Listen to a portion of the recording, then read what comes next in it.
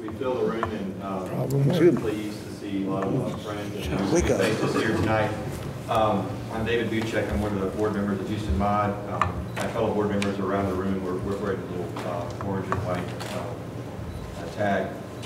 Tonight, we're very pleased to have a conversation about modernism in Houston, and to bring some various groups together, including professors, distinguished faculty from both the schools of architecture from Rice University and the University of Houston. And also, this is being made possible with the help of AI Houston has allowed us to use this space, and there are a lot of architects also in the room for this talk. We have a tour this weekend that many of you know about, which is in collaboration with the national group of Docomomo, which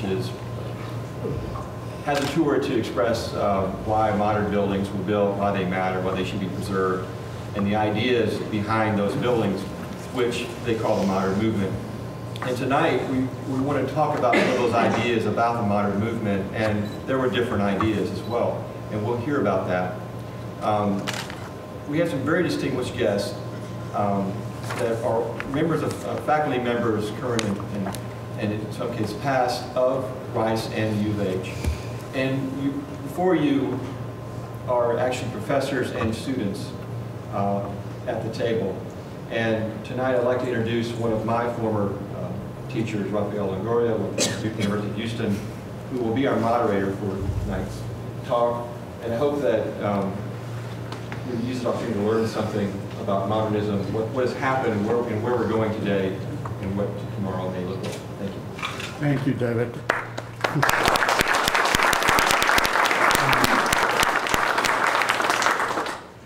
Well, the title of tonight's panel is Reflections on Modernism in Houston, but it just as easily could be called Reflections of Architectural Education in Houston, because we have tonight two of the most important architectural educators in the history of the city, and two persons who have taught me a great deal, both about architecture and about life, and that I'm happy to also count as very dear friends. They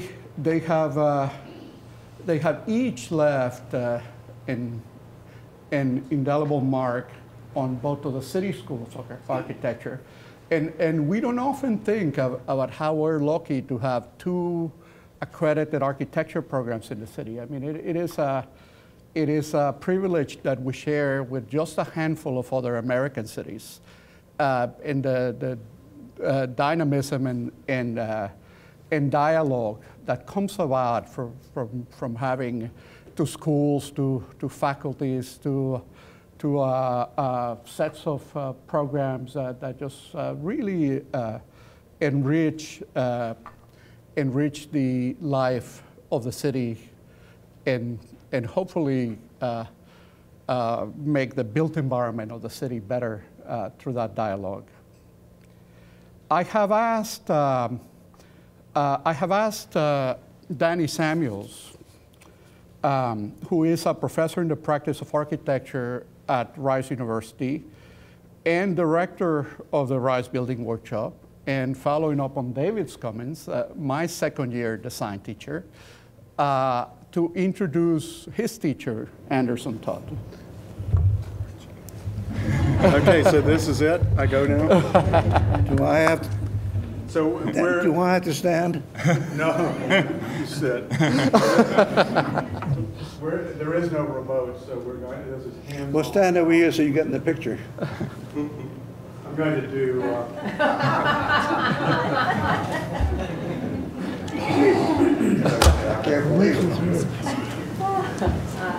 okay, so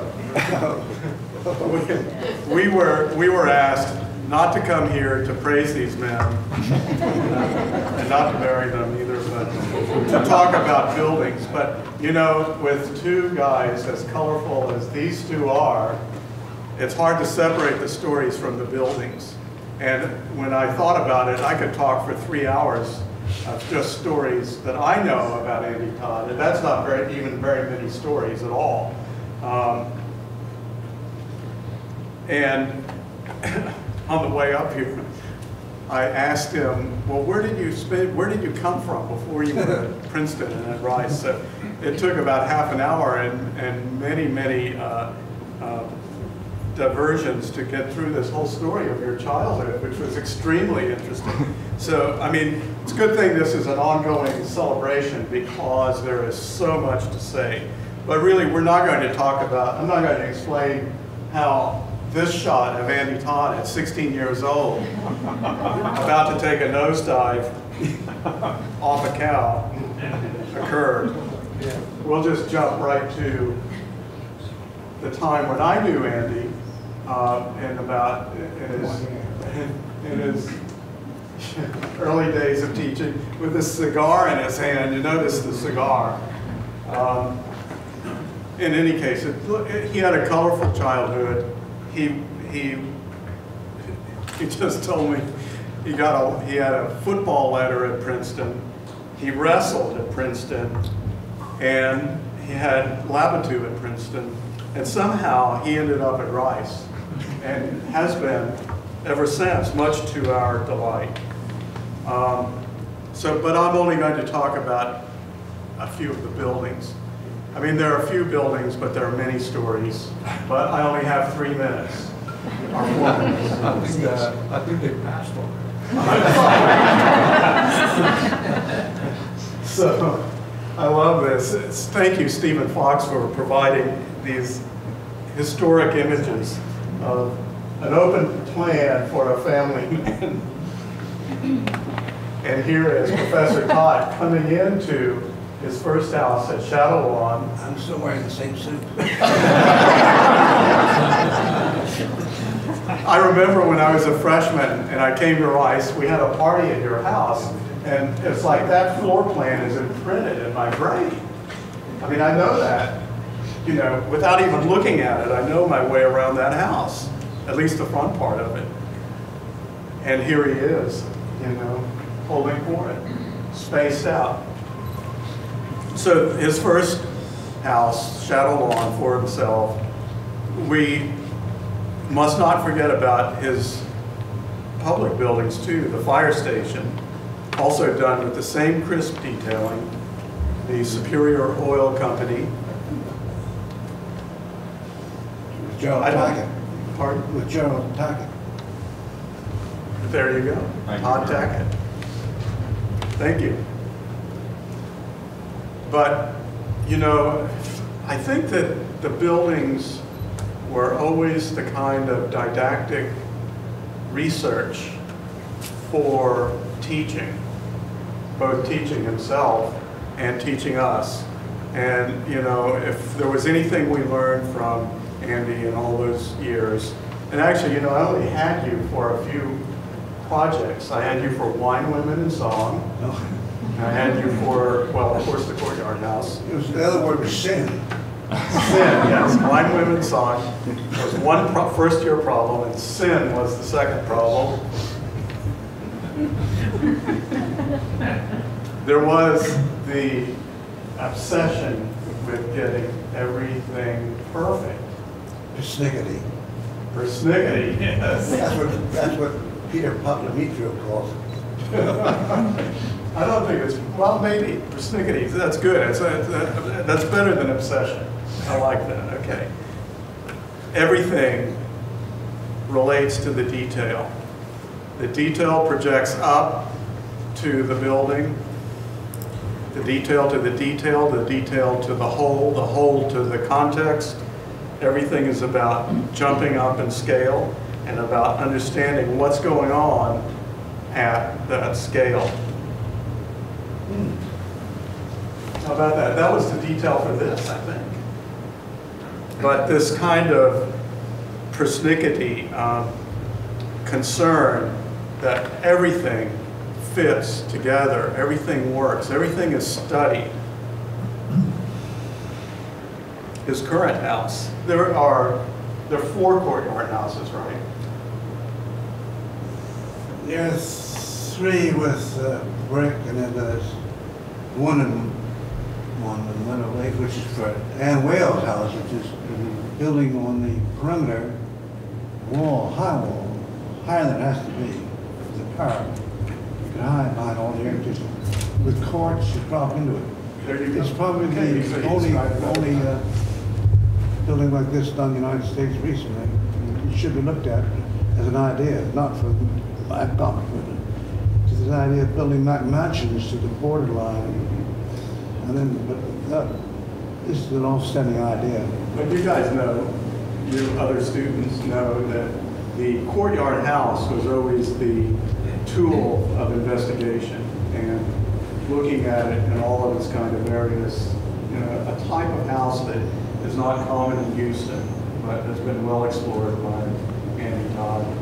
And I do have to note that one of the things that I've loved most over the years is seeing the sketches. And I don't have any of your sketchbook sketches. The hundreds of caricatures you've done of various speakers and faculty members, and just he's a if you can believe it, he's a better caricaturist than he is an architect, and that's saying a lot. But there is this. This is notes from a class, and I think Oberholzer was in this class maybe, and a few other people. The names are there. I can't read them though, it's all, just like all of these images, it's kind of digitized. But this kind of, I mean, the working from the courtyard house and exploring all of the various permutations of it was the beginnings of the careers of so many architects. Andy, this is a recent sketch of his. I wish I had more sketches. Well, I tell you, I'm almost 90 years old. And I am I have been for some reason the recorder from my little boarding school up in Newport, Rhode Island, where my 14, 15-year-old granddaughter is. And I said, put this, I'll draw this going home. I used to have a horse called Andy. They would take walks with me, and often not with a saddle. So I provided I said, when I go, I don't know who got this. I said, when You I gave go, it to I me. want this to be published, and said, there's no more from Todd. Well, we haven't reached that point yet. No, In that first picture, was that a cow or a horse? I think it was a cow with horns. That's my best attempt at a horse, a sorrel horse called Andy. Well, I had a horse, his name was Street. When I got him, I was too small to get up on him because I didn't use a saddle. It was bareback. But had him until I was at college. For herding cows. Yes, but was your horse for herding cows? Yes, yeah, I bought it down south of that big ranch called King. Well, Yeah. John, you also get to have your life introduced. Yeah. And Buildings, no, not lives. We're not supposed to talk about lives. life is okay. And Patrick Peters, who's a professor of architecture at the University of Houston and director of the graduate design build studio, will be introducing John. Patrick and I arrived at the University of Houston almost together when we were still in our 20s, and John adopted us as disciples and really gave us our teachers training that we still rely upon. So Patrick, if you could please show us John's trajectory. Thank you. That's me. You. Yes. Thank you all. It's quite a treasure pleasure and a treat for me to be able to join you tonight and be at least conceptually sandwiched among these leaders of architectural education in Houston. I was also a student of Anderson Todd, Professor Todd, and proud of that fact, and also, like many of us and many of you in the room, have been taken to school by Professor Zemanek as well on many occasions. It's interesting, they talk so formally now. So he's a professor. Did I make a mistake? No, you're doing fine. We want to know where all this formality is about. We're trying to get credentials straight. Well, John Zemanek is an architect of convictions that were forged along his life's journey.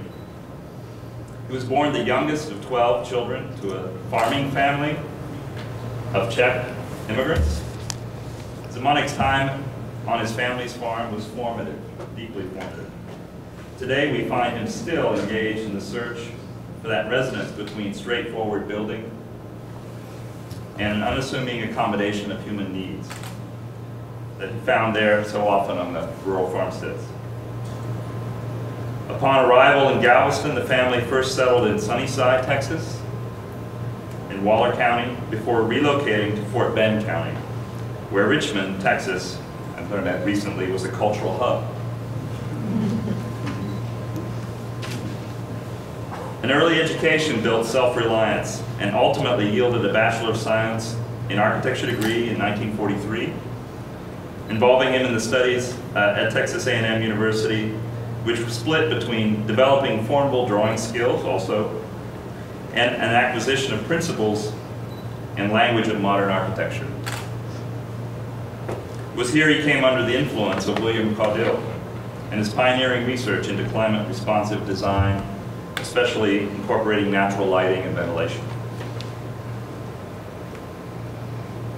After the U.S. entered the Second World War, Zemanek served in the Army Air Corps, later known as the Air Force Service Branch, holding the rank of second lieutenant, and ultimately the duty of navigator on a B-24 Liberator. These bombing missions, I think, totaled 39, and it included one mission during which he was shot down over Italy, landing in Austria, is that correct? Limbs. His education continued after the war, ending after the war's end, taking him first to the University of Texas at Austin for the Bachelor of Architecture in 1946 and the Master of Architecture in 1947, and then to Cambridge and Harvard University, where Walter Gropius had arrived 12 years earlier to remake the program. With his Harvard Master of City Planning degree in hand in 1949, he began a professional life that over the next 10 years contributed meaningfully to the works of many noteworthy Houston architects and buildings. These included those of Kenneth Frantine, Lloyd and Morgan,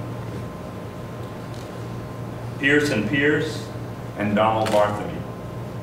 And I think that we discovered that Professor Zemanek and Professor Todd shared an employment, maybe not at the same time, but of one of their offices. It also included Wilson Morrison Crane, where he was project architect on the Houston County.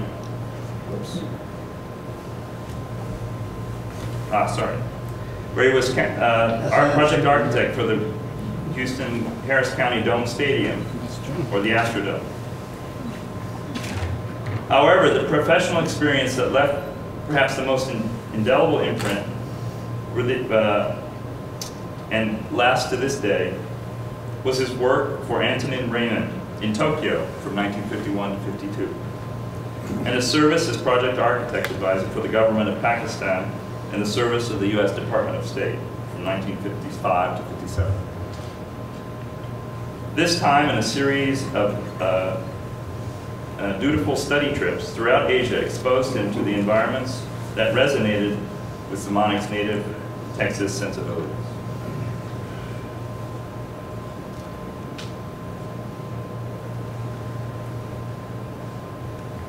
He opened a solo practice in Houston in 1960 and began teaching at the University of Houston 4 years later, eventually becoming a tenured and then a full professor.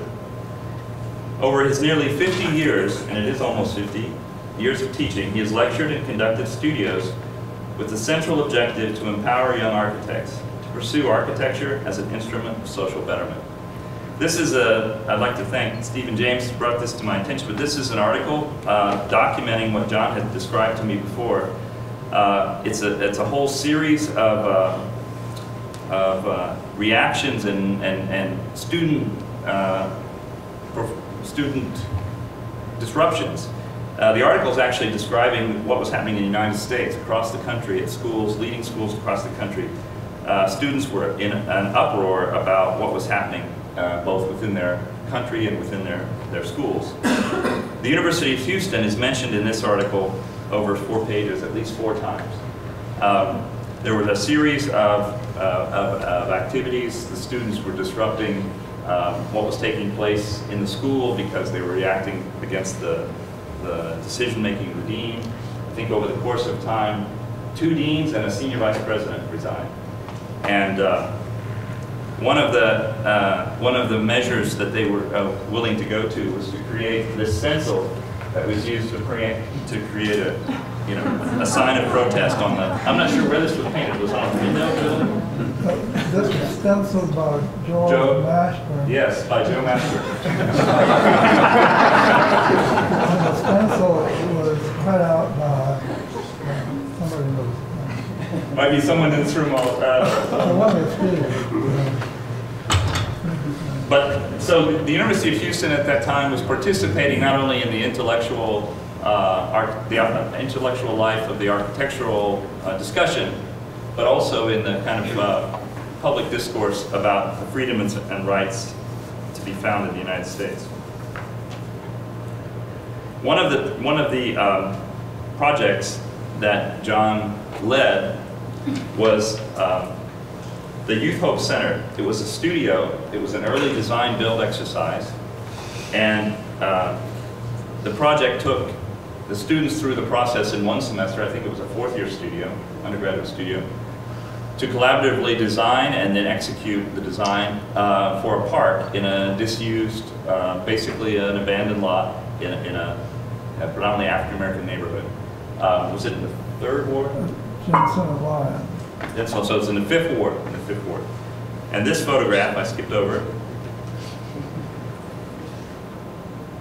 was taken, I think this is your photo, is that correct? That was on the side. When you can see the students are there working,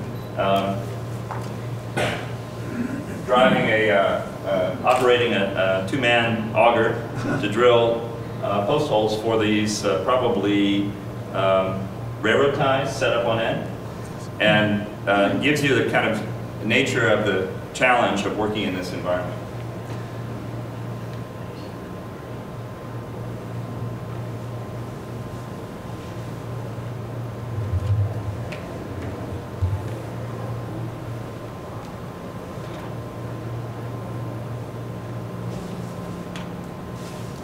So among, as many of you know, among the highest achievements of John's work is his own house, his first house, completed in 1969. This is his residence in 1723 Colquitt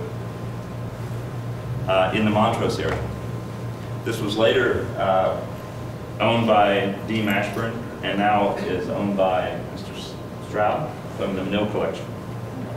He was a recipient of the TSA, Texas Society of Architects Honor Award, and was published for many years on a nearly annual basis, both in the United States and abroad.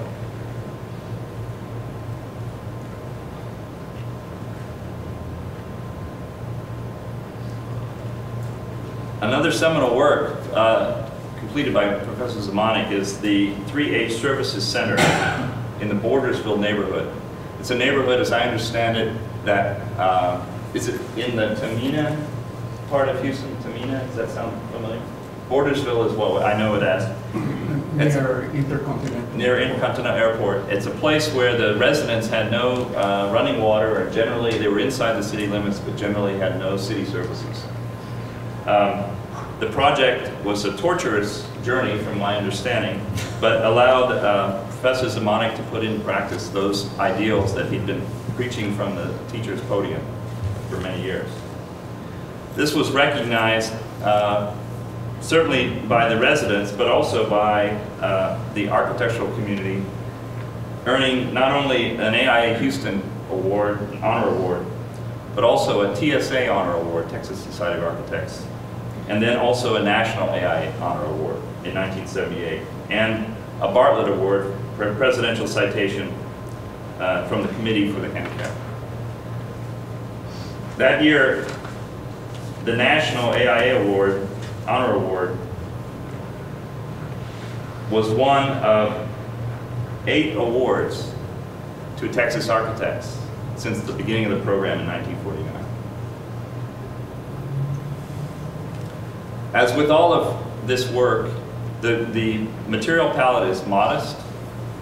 There's a progressive architectural article from the period that documents the Colquitt House that speaks of more labor and less material. Less material costs using modest materials, but exacting labor to be able to execute them precisely. Or in a persnickety way, I guess is the term. This is a site photo of the community at the 3H Services Center. Many of you also know the architect's second home, 1117 Peden. Rather than wood frame throughout, this house is a wood combination of expressed or exposed wood frame with masonry, exposed concrete block walls. John is a consummate gardener. It perhaps dates back and draws influence from his days on the farm. For many, many years, he was most often found when he wasn't in the classroom or reading the New York Times.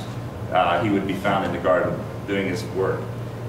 This is the bamboo garden just outside the kitchen window. And it gives you a clue as to the design aesthetic also, that interplay between the nature found outside and the offering of nature into the interior of the house. As you can see the openings aligning through the center of the house. This is an example, this is from Site Magazine, it was published a couple years ago, of the Peden Street house. An interview was conducted. Carlos Jimenez, one of John's former students, conducted an interview when they spoke about, and during which they spoke about John's point of view about students and also about the challenges of the teacher. And if we go through the text, it speaks about the students who often bring to the classroom cynicism or a kind of discouragement. And John's teaching addresses that head on. Many of you know one of his most influential courses, Postmodernism in Architecture since 1950. And this brings us to the Bomar house, just completed, just moved in. This is house number 3, calls it Gaia 3. It's a house with a solar array that provides electricity for the house. It also has exposed concrete block, in this case concrete floor as well, and exposed interior roof, or wood frames.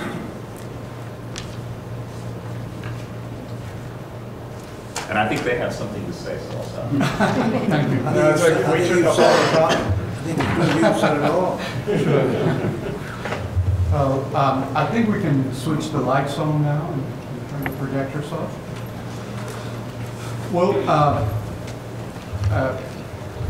we've just gotten a little taste of the work of Todd and Zemanek. And a few years ago, when Noni and Renader got a group of local architects together at her house to talk about residential work in Houston, and try to just make sense of sort of the 20th century houses in Houston. The names of Anderson Todd and John Zemanek kept popping up in that conversation. I mean, in the know, we refer to these houses as Todd 1 and Todd 2, and Zemanek 1, 2, and now Zemanek 3, which I have a feeling that that's how they're going to go down in history, since it makes a very handy reference. But to paraphrase Stephen Fox, these are this set of houses can be considered the seminal work of two very distinct approaches to architecture. Well, let me finish. Two very distinct approaches to architecture in Houston. I mean, is what you might call colonial modernism and provincial modernism.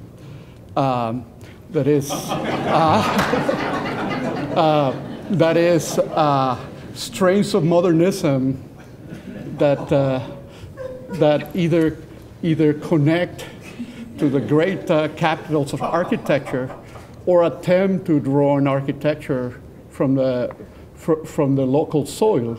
However, and this is why you should let me finish.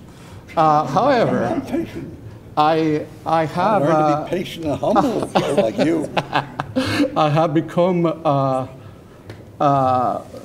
aware through their guidance about how really similar the work is.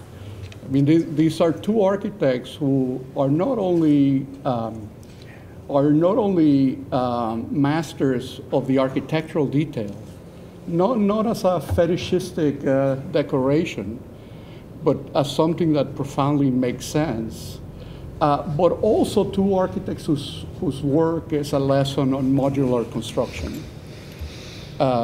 Just the idea that you start with every basic building block and develop an architectural space based on what those modules and those properties of those materials allow. I just want to ask each of you a couple of questions before I give other people a chance to give you questions. But starting with your practice as architects, and I'll start with John, since he has had a chance to think about this. What have you learned from the 3 houses you have built for yourself that has affected the design of each subsequent one? I think that feeling is more important than reason. I believe technology is Yeah, go close to the mic. Sorry to interrupt you. No. Did you hear That's for the video. Did you hear anything that I said? Patrick, that's for the video. I'm sorry. That's this. Can we use this one? Just speak as loud as you can. Okay, I'll speak up louder. Can you hear me now? No. Just try to shout. Oh, huh? Just try to shout. Try to shout. Okay, I said I regard feeling as more important than reason. Technology is simply a means of doing something. Technology should not become the tail that wags the dog, which is what it has become, because it's easy. It's easy to text messages, and to play with the computer. Those are toys. They have no mental interaction. Feeling above reason is where the whole essence of architecture has always been. That's what it is about. Architecture is defined as mere building plus X. X is the feeling, the soul, that makes the technology either or worthy of being called architecture. There's a lot of good building done, lots of it, and the people in this room do good buildings. But when it comes to architecture itself, that's few and rare, because the preoccupation with the gimmickry, the most recent current toys that can be plugged into it, colors sometimes, forms sometimes, but not life.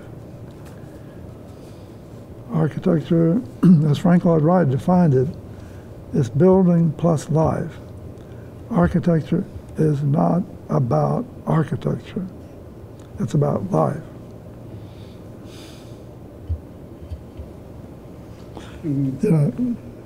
Professor Todd, what did you learn from Todd 1 to Todd 2? I learned From your first house to your second house?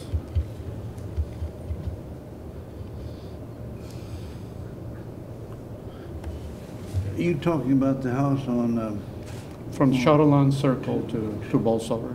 oh, that's not the second house. I knew you didn't realize that. I didn't know whether you realized that. No, I learned the excitement that came from courts. And it wasn't, that was my third house. The second house was I've always been intrigued by the limitations in our cities, which I had nothing to do with. I mean, he had nothing to do with. Divided up into these lots, and there's a building line, and I always thought it was sort of mean to take away any right to develop that property. And so Gerald Tackett, my partner, and I did a house on Kent, and it is a wall all around the house at the property line. We had a lot of trouble with that later because said we couldn't do it. We had to cut the wall, and that wasn't enough, and we rebuilt it. They made us cut through the foundation. But I knew what a machine that was, sawing through 24 inches of concrete. But the interesting is, it's a long rectangle, and has an L-shaped roof that creates a long space and one crossway. And the interesting thing about that was I suddenly realized, really not until that you could stand in one corner of that limited space and look to the farthest corner right through where the L came down like that. I didn't know I'd done that. I did know, house 3, I suddenly realized there was something very wrong with the first design Iris and I did. I did the entire working drawings, all the structure, all the details. Iris Laboris, he did all the elevations. But there was one element missing that I hope I share with John, was there was no excitement in the space.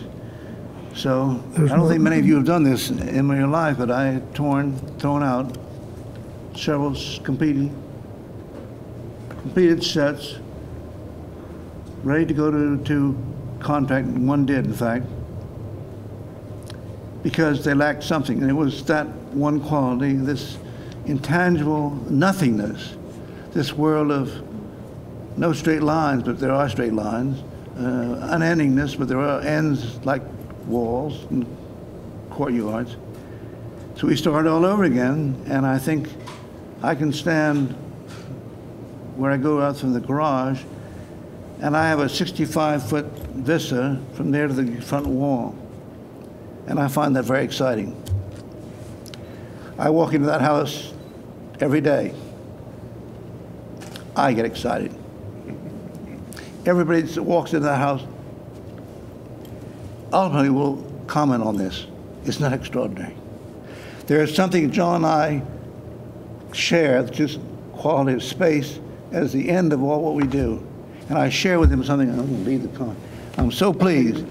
I do not think this is achieved by starting with a method. I remember MIT, I went up there and stayed a while, and they all were fighting against each other because they all had different methods. And needless to say, they weren't doing very good architecture. I don't think you can do architecture with a crank. I don't think you can do architecture with doing details.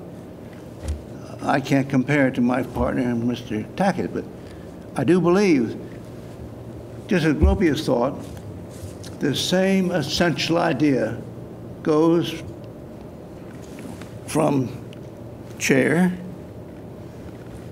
to building to a town. There is essentially an idea that provokes the whole thing, that carries the whole thing. It's a principle, not degree. Okay? Form and content, which? Form and content. That's a good question. I don't know what they mean. I don't like form too much because I think that's not the objective. I have done 2 buildings where I came at the end of the scene. Still one of them I don't think looks like a good building. I would like to throw it out. It's already been torn down, so I can't do that.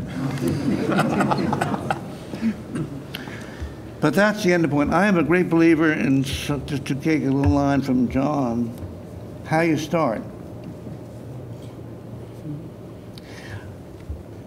I had the best teacher that architecture has ever produced, I think, a man called Jean Labattu, who was a boy from Tarbes, where D'Artagnan came from. And he didn't speak English very well, but he didn't speak French very well. He was from Pyrenees, but he was unbelievable. He was at Princeton in 1928 doing modern architecture. This is 10 years before Mr. Gropius arrived in Cambridge, and 11 years that's before Bisfandro arrived. But his work was all modern work. I went to all the schools. I went to Cambridge, I went to New Haven. Don't neglect what I had to say about the other school. The only one that had any sense at all was Penn, probably. And man, extraordinary old Frenchman was teaching down there called Sarah. But I'm sorry. what? Maybe you have No, to no, answer. I had a question, but I didn't realize you hadn't finished your talk. All right. I was just talking about the situation that existed in modern architecture at that time. This is what we're here for, I thought. We're talking about, I thought, why modernism has got some value, despite what you think. Young man. I think it's very important to go back to that stage, what Mr. Gropius said. And I think it was essential that he be spoken about today. I knew the man. I got a letter from him in the middle of in a town called Zamboanga, asking me to join the class of 1946, starting 1946 at Cambridge. I got there. He told me to go back to Princeton because he had 44 people and he only had planned for 14, and he could not control a rule that Cambridge had was every department had to Quota. No, they had to pay for their own boat. What something to do with that? They had to pay their own way or something. They had to raise the money. They had exceptions. Yeah, anyway. And he advised me to go back to PU, and I called Jean Labattu, and I said, Jean Labby, or whatever I called him. I said, I'd like to take advantage of my, the fact that I was in the top 10% of my class, to be able to accept it. Oh, you're too late today. It's too bad. We have taken somebody else. We were talking about maybe next time. Used to buy.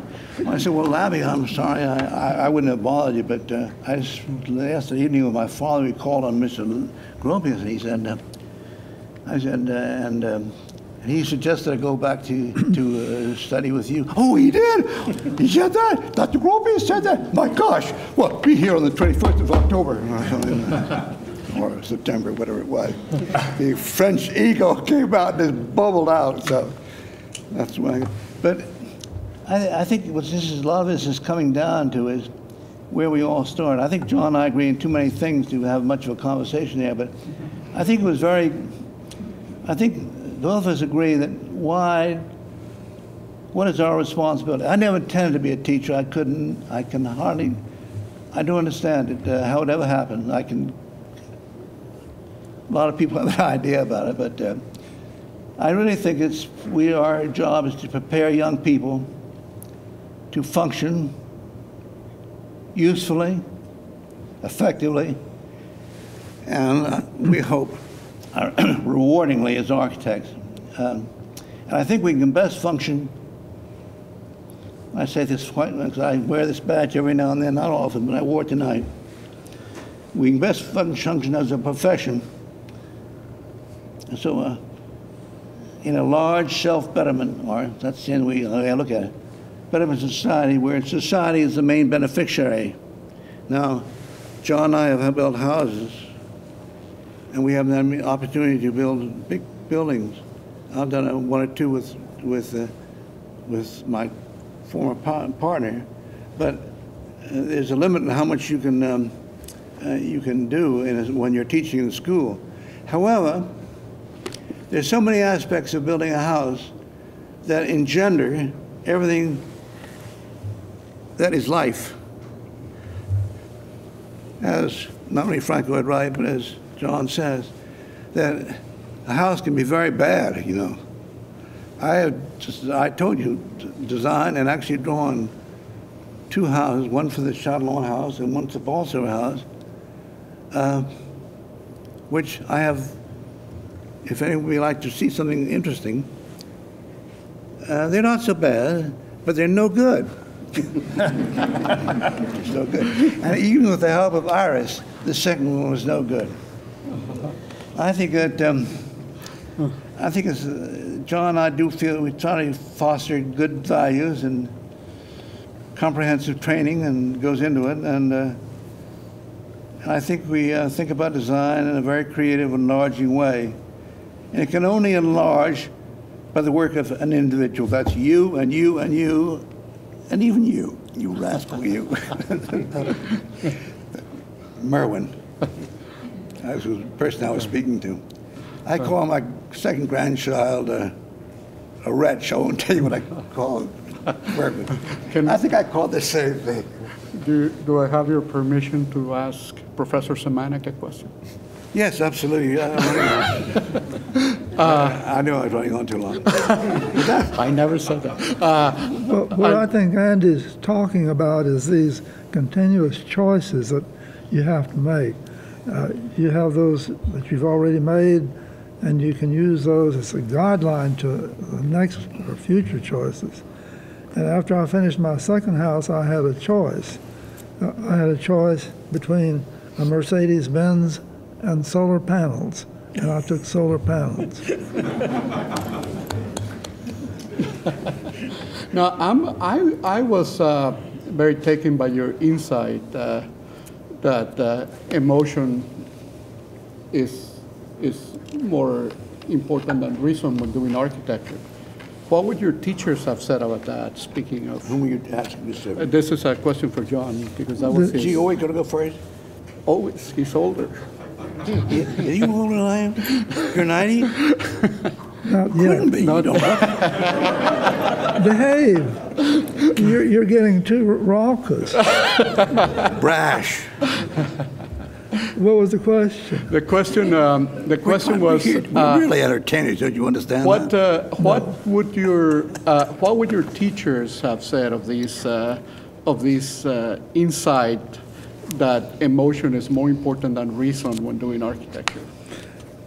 Well, my first teacher in my freshman year was a man named Sam Zisman. He was from MIT. Oh, good. And he didn't teach me anything new, but he confirmed everything that I already believed in. And that's the kind of teacher we like most. Zisman was very good. I made a remark about MIT, but Zisman was good. Zisman was outstanding. Yes. All over the world, not just in MIT and Texas. Extraordinary human being, philosopher, designer, artist. Yeah, he was. But then the next person that had influence on me in this respect was Holmes Perkins. Holmes was almost reactionary. He was so conservative. Oh, yeah. But he headed up the school. And a gentleman. at Philadelphia with Lou Kahn, or he brought Lou Kahn there after he'd been at Harvard, after I'd had him for a couple of years.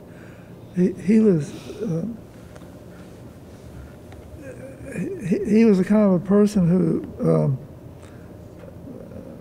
made you feel very humble and sort of stupid without ever raising his voice, because he had such a incredible British blue blood background, Boston, and he didn't have to try. He just evoked that, but it was excellent. It was really refined and really appropriate. But he really humbled me, you know. And that was good. I knew him very well. Played tennis with him. Marvelous man. Yeah. I never forget, we inherited from U of H a man called Bartholomew. He was a very brutally destructive gentleman, incredibly talented and brilliant in all respects, but he would thrive on making our students, maybe he didn't at U of H where he came from, cry, but he was dropped in on us as university school, but it was a very hard time. It was a guy called Larry Fred Foote, eventually became a partner of Jergla and Bud Mitchell, known as Mitchell Jergla in those days. And I remember I was, during the days while Bartholomew was still there, before he was fired for cause. Yes, that's worth an afternoon. And Larry Fred Foote was standing at the head of the stairs. I said, "What are you doing? You're supposed to be in class." He said, "I'm standing here, I'm gonna hit that man Bartholomew right but in the nose, and I'm going, no, you may kill him if you do that. You can fall down the stairs." Yes, that would be his problem. And so I grabbed him. I said, "Let's go in." I got went to Moorhead's office, and I called. I said, "Get University of Pennsylvania." I got Holmes Perkins. Holmes, I've got a murder in my hands. Or I said, "We have a problem here." And I said, "It's homicide, nature. I've got a student who's brilliant, and he intends to stay on the head of the stairs outside this office and wait for a man called Reynolds Donald Bartholomew, who's our co-head of our school now. And I need you to help. Can you take care of it?" And he says, "Tell me a little more about him." So with Larry Fred Foote sitting there, I told him he was a very able guy and hardworking, and I was stunned at this reaction that he was going to do. Although I had a certain amount of sympathy, I said, "Is he?" And Holmes Perkins said, "Todd, is he really that good?" I said, "Yes, he is." "Well, send him up." I've never run against anybody in my life that could make a decision that incorporated his whole faculty and everything. So I said, "How soon you got there?" "How soon does he need me?" He says, "Leave, pack and leaves." And well, Larry Fred Foote came as a junior, I guess, and they took him, which is unusual. And the next winter, they have an all-school problem they used to give at Penn. Faculty, students, graduates, and everything. He won the thing. Your friend Perkins. Isn't that a marvelous story? Holmes Perkins. Holmes Perkins. We've been talking about your teachers. How about your students? Are there some students that stand out as people you learn from? Yes, I've learned more from students than I've taught students. Can you remember some that you have learned something from? Carlos Jimenez. What did you learn from Carlos? From Carlos, I learned about the connection between poetry and architecture.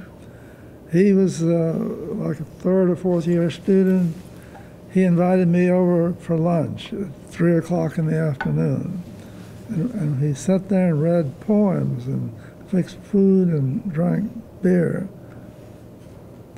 That was a learning experience. And I've had a few like that. That was an outstanding one. Tom Morey. You ever heard of Tom No, I Morey? don't.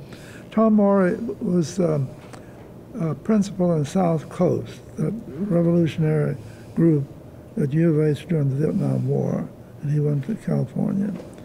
He was a very hard person, very anti-establishment, very severe. And when it came to the showdown, when I was asked to resign, and I was given so many days, December the 1st, about 1 week before, he rode up on his motorcycle, that famous German bike. What was it called? BMW. Made by BMW. It was a World War II trophy. He drove up on that one night at about 9 o'clock alone with a fifth of whiskey and came in. I'm spotting a pattern here about your favorite students. No, well, he had never done this before because the students didn't drink whiskey. They had pot and things like that, something much more exotic. But he knew that I probably drank whiskey. So he brought a fifth of whiskey, and we sat there and didn't say anything and just drank shot after shot. And then he got up, walked out, got on his motorcycle, and buzzed off. That was very good. That's when I needed it. Your guardian angel. Yes, he told me without saying a word that the students were behind me. How about you, Andy? Can you remember some students I who remember taught you Bartholomew something? asking me in. He asked my resignation. I said, let's go in and see Dr. Houston. He didn't. Morey didn't. I told him he was a coward. I went over and saw Houston. Said, he's got to make a choice. You got a choice, Houston. What was the choice?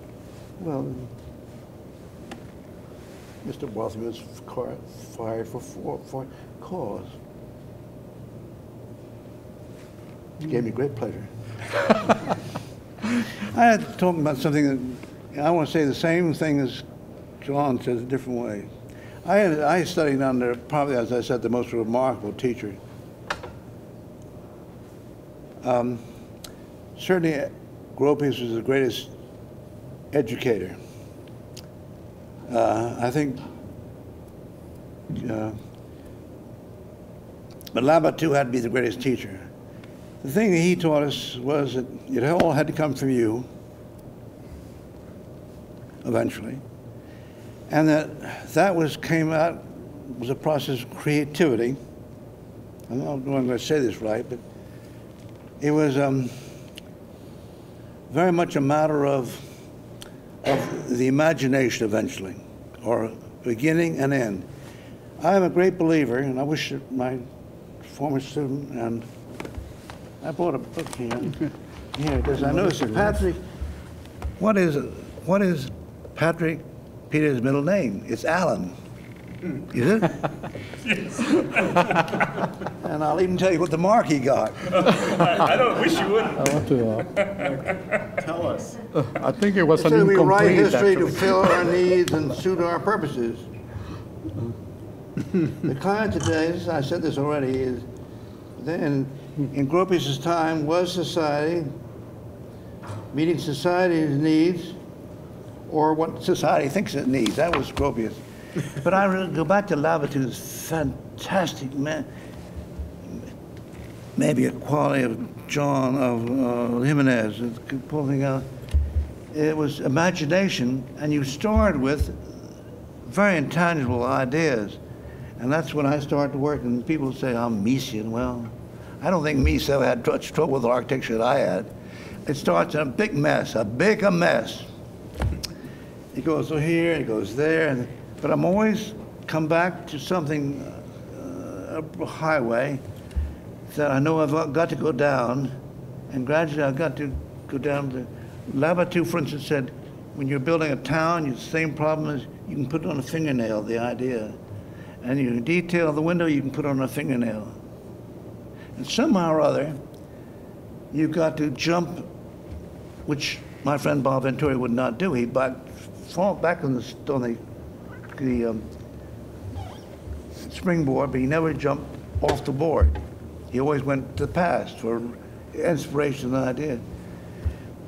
We were then pushed, literally by latitude, into this mess, and he would somehow or other, I think he was a real teacher. I guess the best I can say is I was a coach maybe, but he, somehow or other, we'd come through this process of imagination, and gradually things would come clear, and always coming back to values. What values do you have?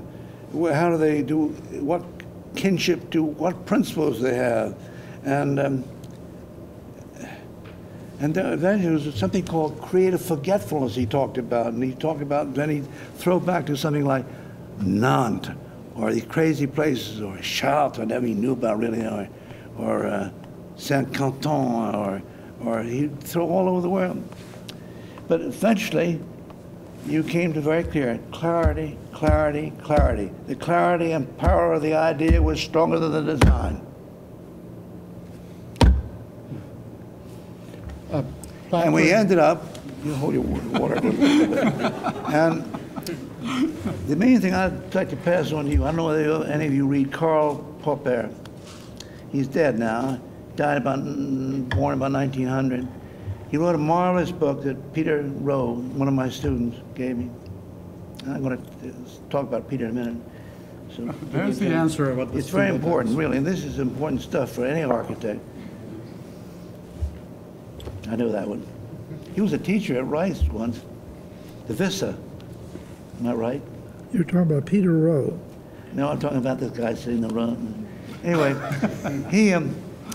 he wrote a book called Conjecture and Refutation, and I think it best it will maybe understand more and more my confusion, my process now.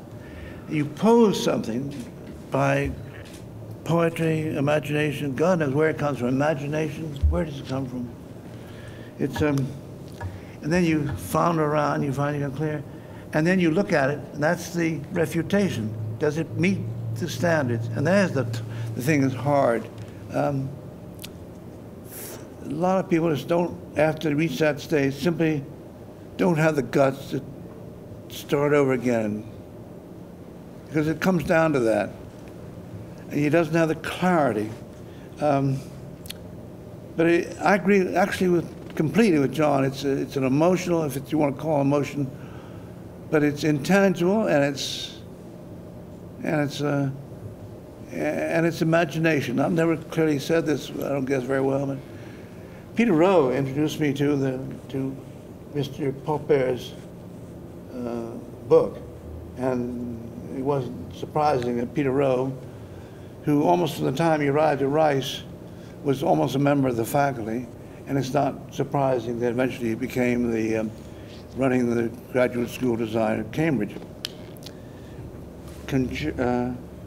Conjecture and Refutation, Karl Popper, K-A-R-L-P-O-P-E-R. And he says, you know, it's very clear that design is very closely akin to form. You can't avoid the design is sometimes just an arbitrary opinion or an idea, and it goes right to the end, and you almost, it comes as a dream, and it comes into being. But I'll say one thing. People accuse me of, like Mies, you're all structure. I don't think you ever did architecture by turning a crank. I don't think good structure has ever made a good building by itself. And those who want to fall back on that, it just doesn't do it. Why? Because it doesn't do exactly what John has been talking about, which is finally is that nothingness, that intangible stuff called space, which I don't know how you relate that to emotions, but it is appreciation is something of an emotional, has an emotional aspect to it. That is a hard thing to explain. How far is that far, or that way, or this point, or that comes, speaks. Lao Tzu. Finish to me. Lao Tzu lived 25 centuries ago. He said, architecture is the space within the walls and the roof. Architecture is the space within the walls and the roof and the floor. He also said, it's what's inside the cup that counts. Yes, the cup is the wine makes the jug. Makes me drunk. Well, before I ask the members of the audience if they have a question. I want to tell John something I didn't know. Anthony Raymond was on my review at Princeton, and he hired me too. I knew we had. Yes, Anthony Raymond was excuse me, this is an unbelievable. person. This is unbelievable. He hired you too. Yes, he tried to hire me twice after I left. Well, before I turn it to questions to the audience, Danny and Patrick, would either one of you like to ask questions? I knew you could just wind these guys up and they would just, Well, I they knew would that do too. what they would do. And I think they did. I mean, there were so many quotable quotes that you guys said. I don't know if you could hear them, but you could make a little book of just what they talked about. And as I said before, there are so many stories that that are my personal stories about Andy, and I know that everybody who's had Andy as a teacher has an equal number of stories. But I remember one thing in particular I just thought of as you were talking right now, is you looked at a column one time and you said, I can tell if that column is half a degree off vertical. And I thought, no, you can't tell if it's half a degree off vertical. But you know something? You can tell if it's a half a degree off vertical. You can teach a class to see less than an eighth of an inch left or right on a column. Yeah. If they don't think. If you don't, okay. Well, I've reached that point, Andy. I can do that. John, Danny's one of the people in architecture that can do anything. I don't want to make embarrassment saying he's brilliant, but gosh, he's up to here and everything. He's just the most evenly gifted person, almost of all the students I've taught at Rice. He's you said implied something about being very humble. He humbled you. Well, that kid is humble, and I've been slightly embarrassed at student by students. I don't think I've been quite humble. I've backed away a number of times, and I have learned a great deal. It's when we built the Chatillon house, I guess Bartholomew was all there, but suddenly Bartholomew was at Rice, but there were no students because they were all out the Chatillon house. It was just starting, and we had built, it looked like the three Jesus and the two thieves. There were great stands, and then we built out of wood, a 6-foot section of the fascia, same piece of steel, but you can move them around. Architecture's never been easy for me, but I've not been afraid to go all the way. And we had these three things stuck up there, and with the same where they would be according to the light. And there were 100 and some students out there, and they took a vote. We picked the one. Needless to say, I picked the one student thing. He was the best. I believe them. We've had extraordinary kids come to Rice. They come from all over the Southwest, all the Southeast, and a few from Oklahoma, a couple from Arkansas. I'd like to say right now, the best students I ever had was rather like Danny.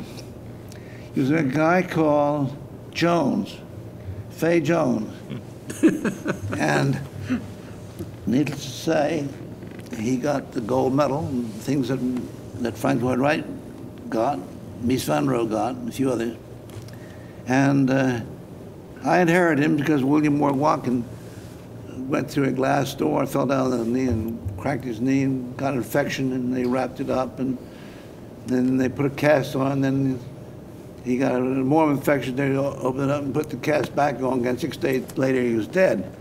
And I inherited this marvelous Fay Yuan Jones. Wife's name called Gus. He had nothing. He'd gone to Arkansas. Believe me, they had taught him nothing. He is the most natural architect I've ever known. Just unbelievable. And Danny has these same qualities. One came from Oklahoma, one came from Arkansas. You know, Andy, Yes. when I was 14 years old in Arkansas, the first architect I worked for, when I decided I wanted to be an architect, was a student at Fay's. So there are all these kind of interlocking. Marvelous attitude. Marvelous. I got something, today, by luck, I ran his black book, and as I told you, as Patrick Allen Peters, you witnessed it, he was in class guy, a brilliant guy, and also Mary McAuliffe. And Lalo Robles, another. These are brilliant guys. Everyone, all 6 of them. And Eduardo, Lalo. Yeah. Lalo went on to be a professor as well. Oh, yes, well, 3 of them did. And here's Peters. Definition for truth. Truth is only that which manifests itself through being. Truth is the set that includes only matter and energy. What is that? John would have flunked him. Truth is a myth, the actual nature of which was illustrated by Einstein and several after him. Truth is the reference point to faith. It's very good. It allows man to psychologically construct order in the world. This is pretty much why this finished saying. I'm going to skip these things because it's just, truth is that statement. And it ends up as truth is truth. How much does it cost? So Patrick, do you remember writing that?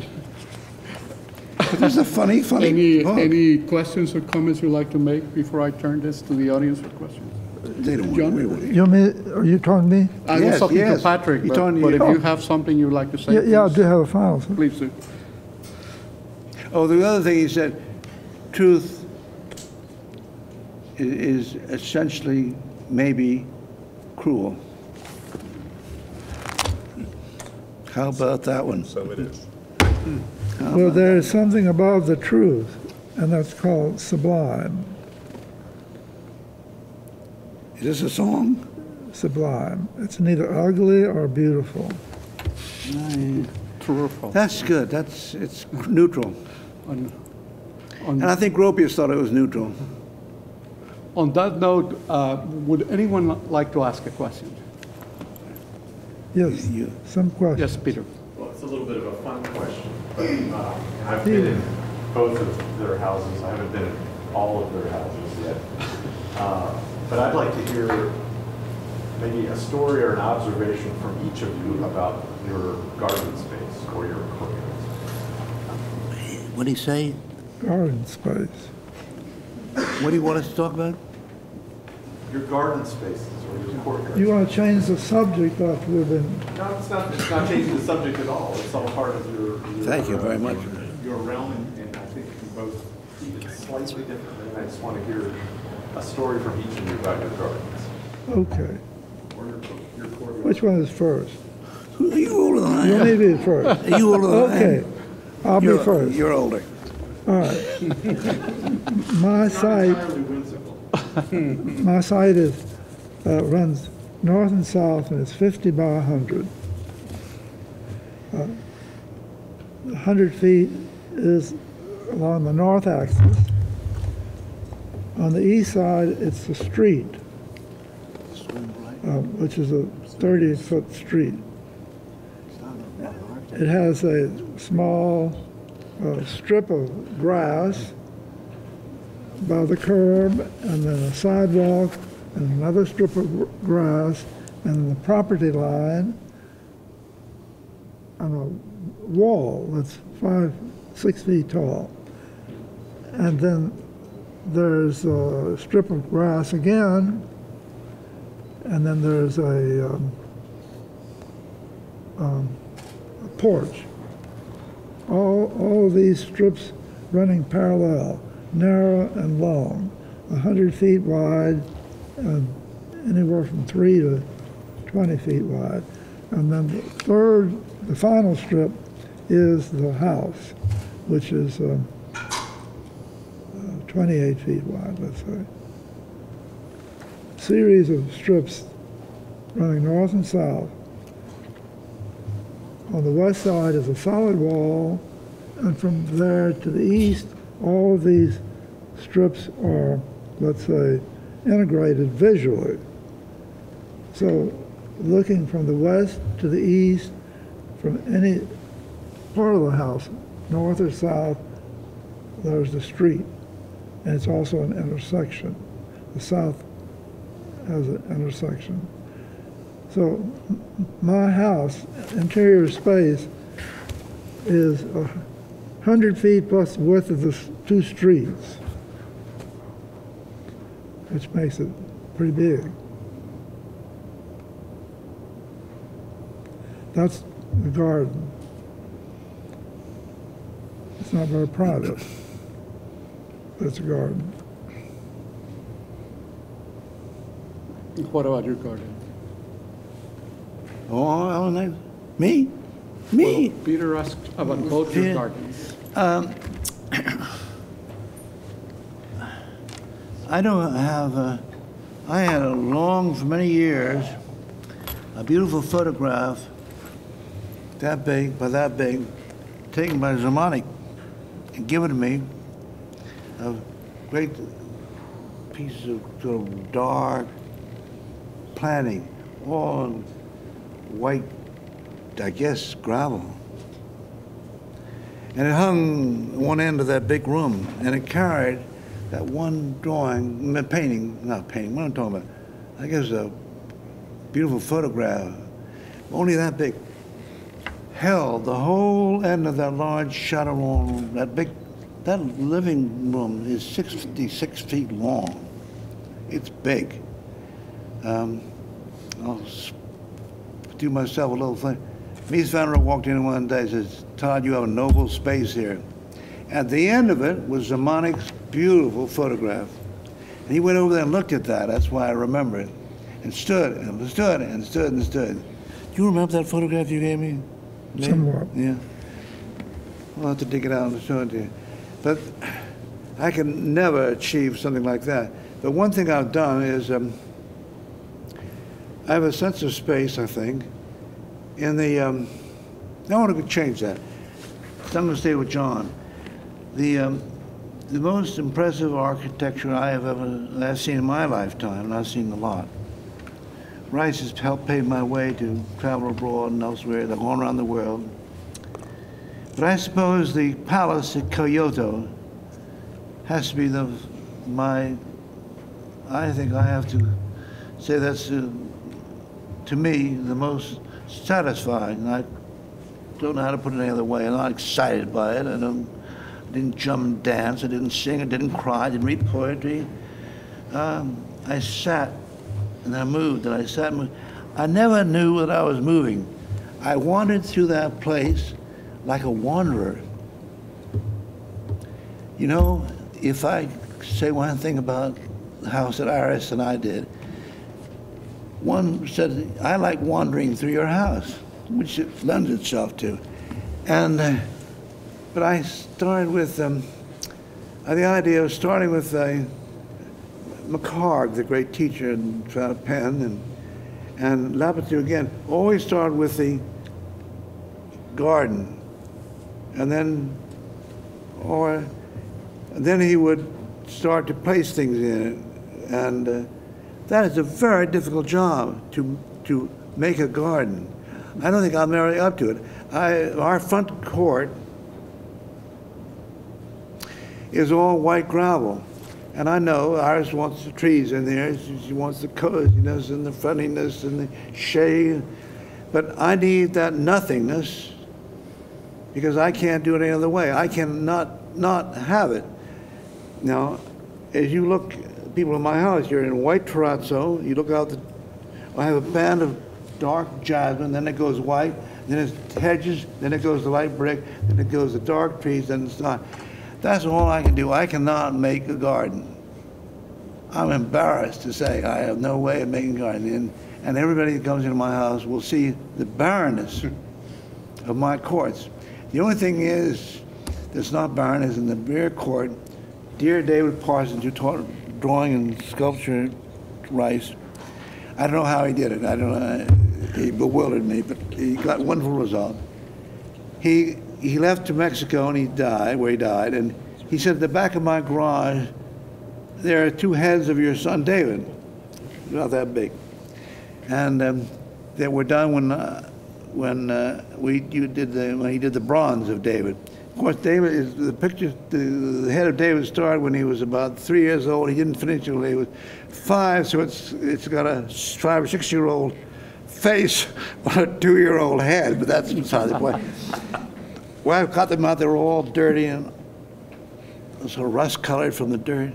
I soaked them for days, and we were just about to finish the house. I put them out there to dry, and still they are there today.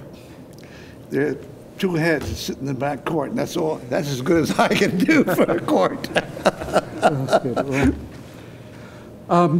Well, I don't know. I don't know if you two realize. That's not like you. I don't know if you two realize what a huge influence you have had on so many other people in this room. Is that blame? Is that blame? Well, some of us you are to blame for, but I also don't know if you both realize that this month in October you're both turning 90. I didn't know that. So we would like to end this event by singing Happy Birthday. So it's kind of amazing when you take two guys who are almost 90 and put them together and you end up with 45. That's my age. So if you would all join me. That's yours. Happy birthday to you. Happy birthday to you. Happy birthday, dear Johnny. John. Happy birthday to John.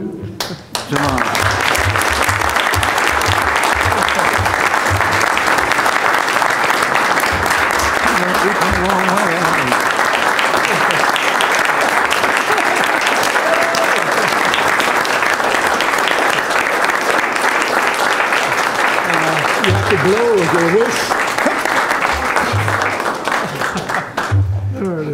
A couple of blowhards. Oh, happy birthday. Well, Thank you all. You need to ask Stephen Curry. We are recording the film, so we can make copies of it. We are recording this so we can hang on to these thoughts and notes. Is it going to be available? Do you know exactly? Or Steve? We don't have the details yet, but we'll spread it around. Oh, happy birthday to Thank both of you. you. So you go to Houston Mod to get the latest. That's what I'm sign up for. Thank you. I got a couple things on that. So what is John, happy birthday. No. These were always my favorite drawings. I'm already anxious to hear the second. No, I don't. If I can just say you did it. That was great. Before you get your next drink. As I mentioned, there is a tour on Saturday of 3 houses and a reception at John's new house. If any of you have registered online to buy a ticket, as my partner Bill said, ask me today. when you pay online, later you will receive a special email to you with your personal ticket will be emailed to you. So when you pay, you won't have a ticket at that minute, but you will get an email before the tour with your name on it. If there are any other questions about the tour, you can just, anyone that has a Houston mod. You might say, David, we just had a question. The passes